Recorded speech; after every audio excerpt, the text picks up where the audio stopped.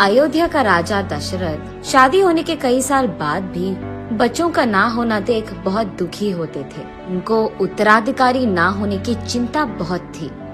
वशिष्ठ महामुनि दशरथ राजा को ऐसे देख उनकी चिंता के कारण जानते हैं। राजा, महायज्ञ का आयोजन कीजिए, अब वो भगवान ही आपकी चिंता दूर कर देंगे। ये कहकर अगले ही दिन दशरथ राजा और वशिष्ठ मुनि मिलकर महायज्ञ का शुरुआत करते हैं। यज्ञ के दौरान एक शक्तिशाली आदमी प्रसाद लेकर उस यज्ञ की आग से बाहर आता है। इस प्रसाद को अपने 3 बीवियों में बांट दो। ये कहकर प्रसाद को दशरथ राजा के हाथ में देते हैं। कुछ ही दिनों में कौशल्या को राम, कुछ और दिन बाद सुमित्रा को लक्ष्मण और कुछ और दिन गुजरने के बाद कैकेयी को भरत और शत्रुघ्न जन्मते हैं। कुछ ही सालों में विद्याभ्यास करने के लिए दशरथ राजा उनके बच्चों को वशिष्ठ मुनि के आश्रम भेजते हैं। उनके पढ़ाई के दौरान एक हादसा ऐसे हुआ था कि एक महायज्ञ को एक राक्षस रोकने की बहुत कोशिश कर रहा था।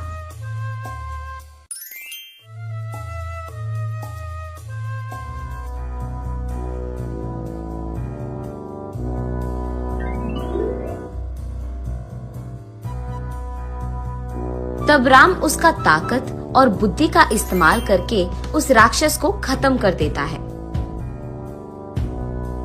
और यज्ञ के बीच कोई आपत्ति नहीं आने देता है।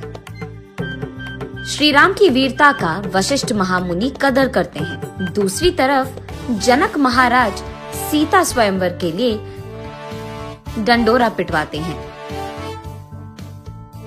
ये जानकर राम के जन्मदिन के शुभ संदर्भ पे राम लक्ष्मण दोनों को सीता स्वयंवर ले जाते हैं।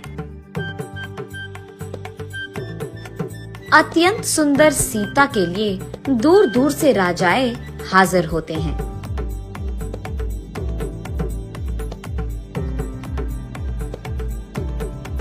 वही मौजूद शिव धनुष को जो आदमी तोड़ता है, जनक महाराज कहते हैं कि वही आदमी सीता के पति बन पाएंगे।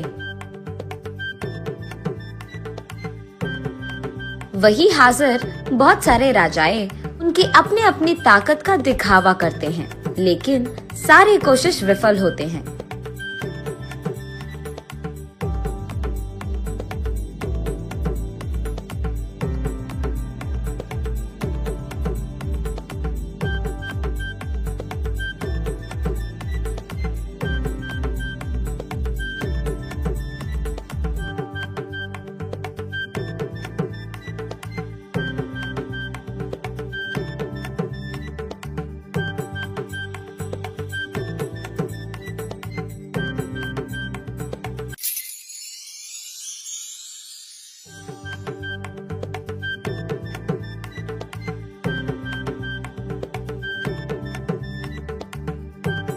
तब वशिष्ठ महामुनि के आदेश के अनुसार राम उस शिव धनुष को एक बड़ी ध्वनि से तोड़ देते हैं।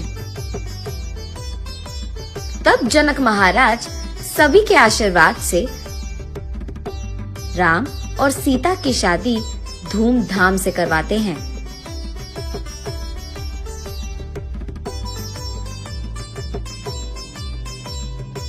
उसके बाद वो दोनों उनके घर अयोध्या पहुंचते हैं।